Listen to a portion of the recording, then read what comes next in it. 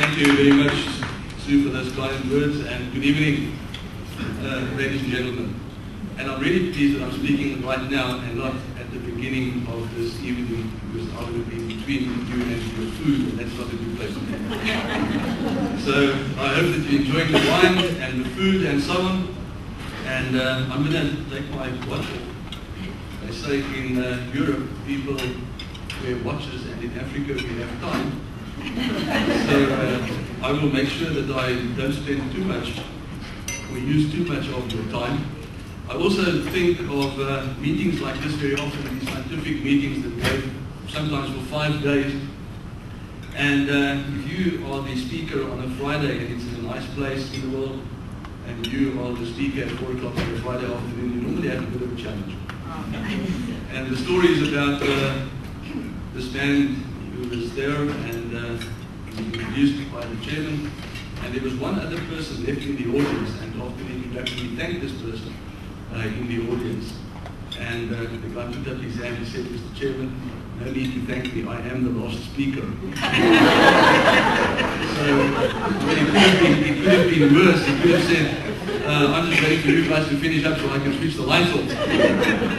But anyway, I'm not going to take a lot of your time. And thank you very much for the invitation. It's great to be here. I want to talk to you this evening about human potential in a way.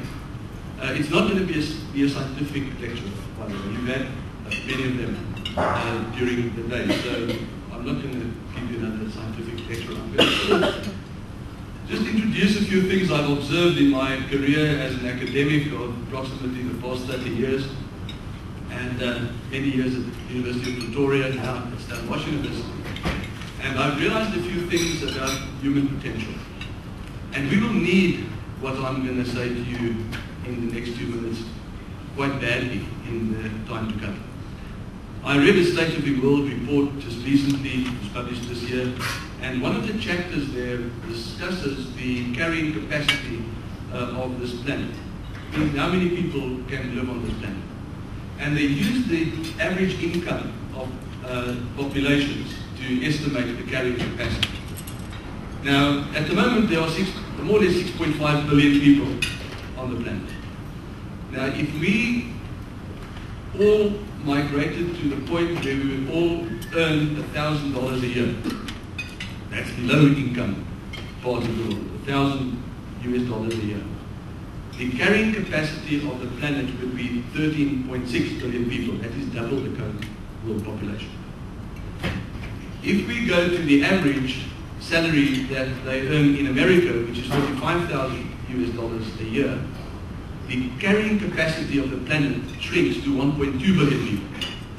Because you need 10 hectares to support one American, and you need 1 hectare to support someone earning $1,000 a year.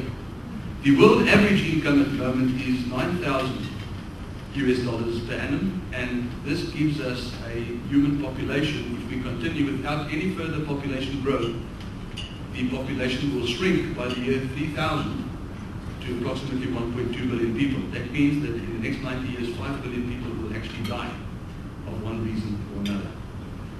Currently, with the capacity that we have at the moment, calculate the ecological footprint right now. The carrying capacity is 5 billion people. That means we already have 1.5 billion people too many on the planet. This manifests itself in about 1.3 billion people that will go hungry today, and about 1.2 billion people that do not have access to safe water, of which 300 million of those people actually live in Africa. The key question is, what are we going to do about it? Because some of the decisions will have to be made in the next 10 years, because the effect of that will only be felt 50, 60 years down the line. If some of the things are left for too late, it will be too late, because you will not be able to reverse the situation, and I'm afraid that that is the case when we talk about climate change. If we are indeed responsible for that, and there's debate around that, it is too late to change that. We will have to adapt to the new environment. So what I've just said poses some serious challenges to humanity.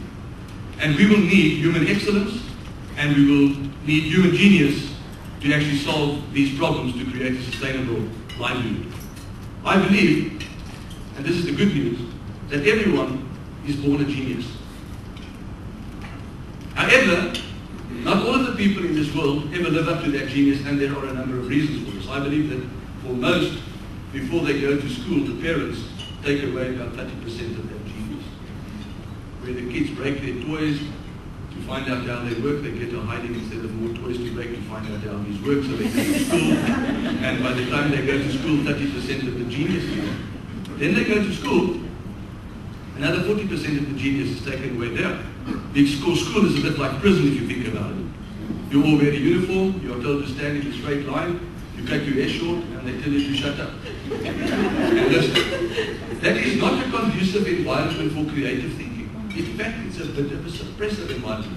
And then they also teach you things which other people thought were important for you to know. Only later in your life you find out that what they taught you was actually a lot of useless information.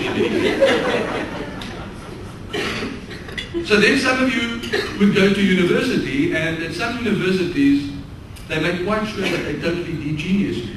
The little bit of genius that is left is taken away. Longenhoven, who many of you would know, said that it took him 3 years after he graduated to get his common sense back. Now, of course, we don't want to do this, but people are suppressed in terms of their geniality, and I see this all the time. And it is about what we expect from one another and what we expect of ourselves that unleashes that potential. Because to a large extent we believe what the world tells us about ourselves, and this is reinforced all the time by things, for instance, like an IQ test. The IQ test merely says that if you were 10 years old when you did the test and you have the mental ability of a 10-year-old, they give you 10 out of 10, and multiply that with 100, that gives you an IQ of 100, and that's a normal IQ. Now, if you had the mental ability of a 16-year-old, you would obviously have an IQ of 160, and that would be genius.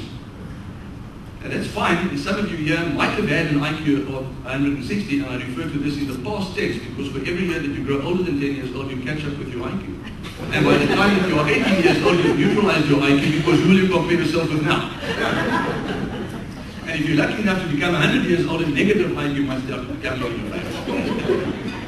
The problem, however, is that people will actually treat you exactly according to that IQ test. Your teachers will treat you according to that potential. So the IQ test is a useless test. So then students get to university, and I see many of them, and they arrive there with 6 or more distinctions at university, and in fact, at my previous university, the highest dropout rate, 1 in 4, was in that category. And it's not very much different at Stellenbosch University. And I constantly ask myself, well, why do they drop out? Why do these young people that actually have the potential to make it, why do they drop out? And then I see people who barely make it into university who become professors, and they become leaders in their field later on in their life. And this is why I say that I believe that all of us here have this genius, but it is suppressed in many ways. I remember very well when I was a first year student doing Chemistry 1, I walked into the chemistry class. Our professor came to the front of the class, he said hello, he pointed down the class and said, half of you will not be here again next year. And I was very happy that I was not in that half.